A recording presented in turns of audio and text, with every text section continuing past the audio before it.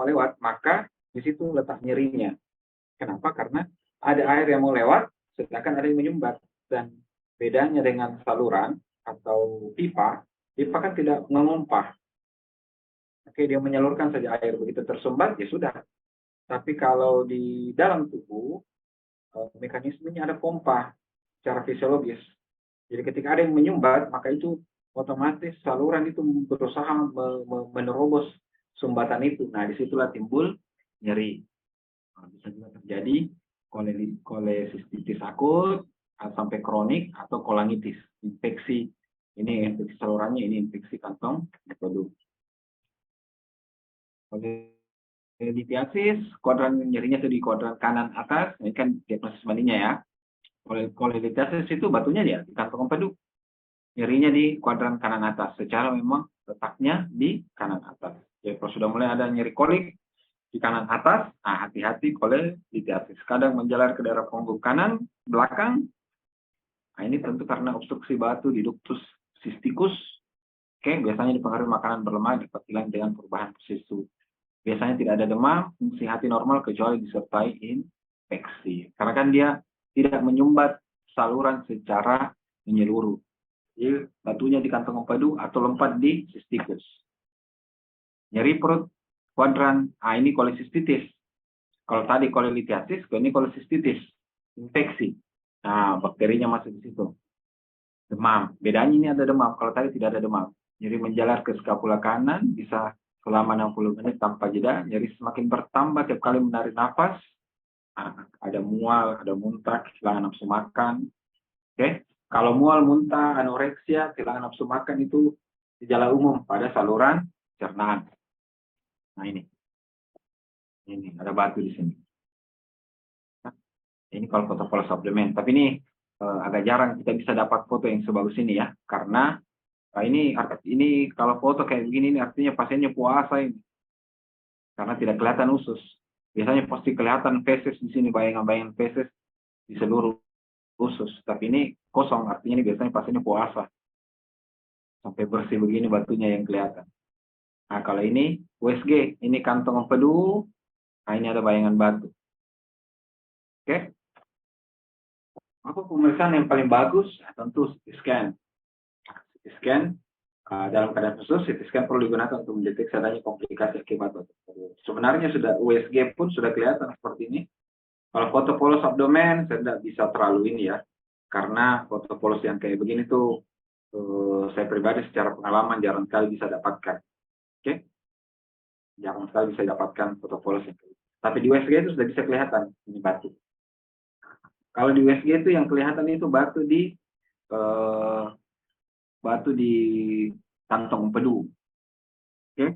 Jadi yang kita bisa lihat itu batu di kantong empedu. Tentunya kalau dia bergejala kan batunya di cysticus, ya. Nah, kita bisa berasumsi bahwa kalau ada batu di kantong empedu, artinya dan dia bergejala, artinya kemungkinan ada juga batu di cysticus. Karena hampir tidak mungkin kita melihat batu di cysticus karena saluran kecil. Nah, itulah gunanya CT scan. Biasanya kita melakukan CT scan kalau nah di sini adanya komplikasi akibat batu empedu. Artinya gejalanya semakin berat. Karena kalau nyeri kolik saja, misalnya kalau kita berbicara kolelitiasis, atau kita berbicara kolesistitis, kalau kolesistitis kan cuma demam ya, antibiotik saja sudah cukup. Tapi kalau dengan kolelitiasis, dan misalnya di USG ada batu di kantong empedu, dan kita curiga ada di cysticus, tapi dia sampai terus, maka kita bisa curiga bahwa ini ada juga batu di koledokus. Maka dilakukanlah CT scan untuk melihat batunya. Itu kalau CT scan. Ya. Nah, yang lebih canggih lagi adalah ERCP sama MRCP. Nah, apa itu MRCP? MRCP itu kamera yang masuk. Nah, kalian bisa bayangkan betapa kecilnya kamera yang masuk ya. Endoskopi retrograde kolangiopankreatografi. Metode pemeriksaan digunakan untuk tujuan diagnostik maupun terapi batu saluran empedu. Jadi melihat, jadi kameranya masuk ke saluran, kelihatan, oh itu sana batu. Nah, kalau MRCP, ini mirip magnetic Kalau di dia ini magnetic resonance kolangio ini ya, kolangio pankreatografi. Merupakan pemeriksaan untuk mengetahui adanya batu di ductus coledochus dengan akurasi sampai 90%. Nah, tentu ini jauh lebih ini ya, lebih bagus lagi. Terus apa medikamentosnya? Kolesiramin, obat. Itu ini jadi ada juga gejala gatal ya, pruritus. Vitamin D dan kalsium untuk mengurangi berkurangnya densitas tulang karena mempengaruhi juga kalau cairan pedu itu tidak lancar ya. Ini untuk vitamin D-nya. Vitamin D dan kalsium diberikan untuk mengurangi berkurangnya densitas tulang. Asam ursodioksikolat pelarut batu empedu dan menurunkan absorpsi kolesterol. Nah, ini bisa jadi diberikan untuk konservatif. Nah, ingat ini medikamentosa ya. Methotrexate untuk menurunkan reaksi inflamasi akibat autoimun kalau kejadiannya pada autoimun.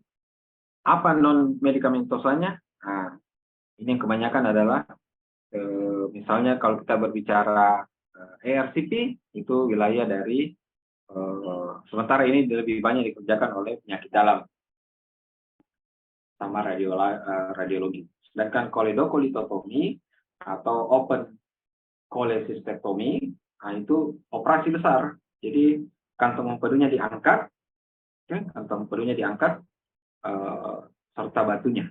Kalau dia batunya di sistikus, tapi kalau batunya di saluran koledok di CBD, ductus coledochus, maka dilakukan koledokolitotomi atau kantong empedu diangkat, sistikus diangkat, lalu kita mengeksplorasi ke coledochus. Oke, kita eksplorasi di coledochus, dikasih masuk besi namanya kita tusuk besi, ada memang besi khusus ya, saya lupa namanya. Oke, tapi tidak runcing, dia tumpul untuk mendorong batu atau mengait batu, menarik batu ke atas. Operasi besar. Komplikasi yang mungkin segera terjadi setelah pembedahan adalah perdarahan, kadang terjadi perdarahan, atau peradangan pankreas atau pankreatitis atau perforasi atau infeksi saluran empedu dan menumpuk, namanya biloma. Saluran dapat mencicil kembali dan batu empedu muncul lagi. Oh, ini karena stenosis. Ya. Prognosis, koledokulitis sering menimbulkan masalah yang sangat serius karena komplikasi mekanik berupa sirosis sekunder dan infeksi berat jadi berupa kolangitis. Jadi kalau agak lambat didapat, nah bisa fatal juga. Tapi kalau misalnya sudah terus dan tidak begitu lama langsung dilakukan intervensi, itu prognosisnya bisa baik. Jadi nah, itu masalah yang sangat serius karena komplikasi mekanik. Jadi tersumbat lama dan dibiarkan begitu saja. Ini biasa kejadian kalau misalnya pasiennya di daerah lah, dan misalnya kuning, terus diobati, dikasih antibiotik saja, misalnya tidak dipertimbangkan untuk bahwa ini adalah sebuah ikterus obstruksi. Jadi lumayan penting untuk diketahui. Oke, itu saja barangkali. Ada yang mau bertanya, Dek? Silakan bertanya. Kuliah hari ini kita satu saja, nanti saya cicil-cicil kota kelas. Ada yang mau tanyakan?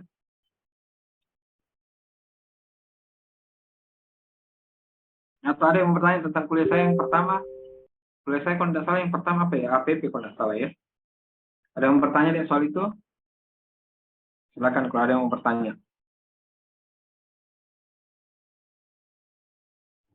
Ini kalau tersumbat. Silakan. Tapi dok, izin bertanya dok mengenai Silakan. mengenai materi yang pertama dok mengenai appendicitis. Nah, bagaimana dok jika appendicitisnya ini telah diambil dok? Apakah ada gangguan secara fisiologis bagi tubuh kita dok? Tapi dok. Oke. Jadi pertama appendix itu adalah organ imunologi. Oke, dia adalah organ imunologi. Jadi tapi sama misalnya dengan amandel. dia juga organ imunologi, bahwa dia menghasilkan enzim protein, dan dia itu enzim yang bersifat imunologi sebagai tentara, untuk pertahanan tubuh. Tapi efeknya sangat kecil, tidak besar, gitu. Dan masih bisa disubstitusi oleh yang lain-lain. Jadi hampir tidak ada komplikasi yang signifikan setelah appendix diangkat. Dan ingat, yang paling penting adalah karena dia sudah menjadi masalah. Apapun yang berguna di awal, tapi ketika akhirnya dia sudah menjadi masalah, ya harus diangkat. Sama dengan amandel. Kadang masih ada paradigma di masyarakat bahwa amandel kan itu ada gunanya, nanti kalau diangkat bagaimana? Ya, karena itu sudah ada indikasi bahwa diangkat. Jadi kalau baru klasifikasi misalnya tonsilitis grade 1, masih T1, T1, itu tidak diangkat karena masih bisa sembuh. Tapi kalau sudah grade 3 atau 4, misalnya salah T3, T4, sudah sangat mengganggu prestasi anak-anak, itu sudah disarankan untuk mengangkat karena sudah tidak berfungsi lagi sebagai organ imunologi. Kayak gitu. Oke, ada lagi deh. Oke, karena mepet-mepet asar, silakan pergi salat asar, kita sudahi kuliah, dan ingat kuliah saya selanjutnya, kalau ada yang mau lagi ditanyakan tentang ini, silakan ditanyakan ya, karena saya yakin 90% kalian mungkin belum mengerti. Oke, jadi perhatikan ini batunya. Oke, ada gallbladder, kantong empedu, ada ductus cysticus, ada ductus choledocus. Nah ini kalau choledocholitis batunya di sini. Oke, jadi kalau ini yang tersumbat, nah tentu tidak ada sama sekali cairan empedu yang bisa masuk ke sini. Oke, kalau di sini. Oke, sini. Nah, kalau batunya di sini, di sistikus kan masih bisa cairan empedu masuk, biasanya tidak terlalu efeknya cuma nyeri, kolik, biliar. Itu yang paling penting, anatomi. Terasa itu saja barangkali deh. Tutup nah. Assalamualaikum warahmatullahi wabarakatuh. Waalaikumsalam warahmatullahi wabarakatuh. Dok, terima kasih banyak dok. Ya, oke.